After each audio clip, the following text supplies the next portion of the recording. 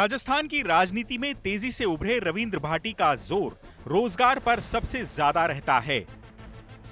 चंद दिनों पहले भाटी ने राजस्थान विधानसभा में प्रदेश में बढ़ती बेरोजगारी पर चिंता जाहिर की थी।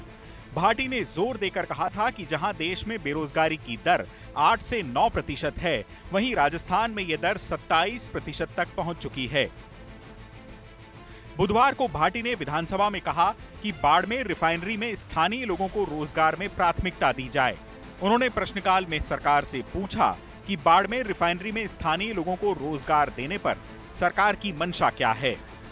कि विस्थापित जो लोग थे जिनकी खाने ली गई थी वो 2013 में अधिकृत कर ली गई थी।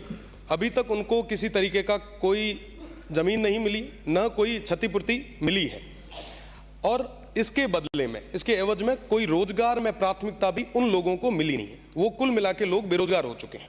प्रश्न पूछिए।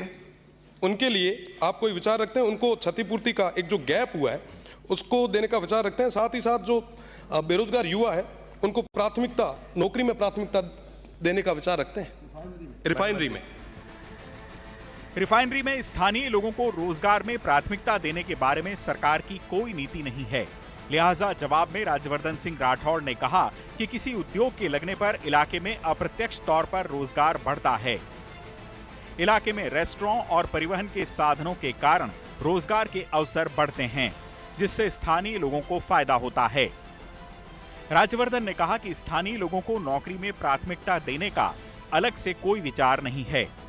माननीय सदस्य ने यह भी कहा कि जो रिफाइनरी है उसके अंदर जॉब्स को लेकर ऐसा कोई अलग से विचार नहीं है, लेकिन जब नमक की खानें थी तो उससे एक इकोसिस्टम बनता है, उसी तरह रिफाइनरी आएगी तो उससे और भी बड़ा इकोसिस्टम बनेगा।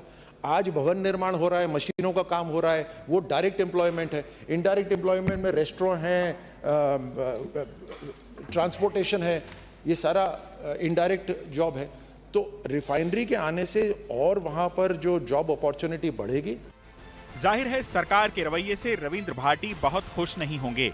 भाटी लगातार इलाके के युवाओं के रोजगार का मामला उठा रहे हैं। हाल ही में उन्होंने विधानसभा में मांग की थी कि राजस्थान में युवाओं के लिए एक यूथ पॉलिसी बनाई जाए। भाटी ने कहा कि सबसे ज्यादा बेरोजगार राजस्थान में हैं। आने वाले समय में प्रदेश में 1.5 करोड़ बेरोजगार होंगे।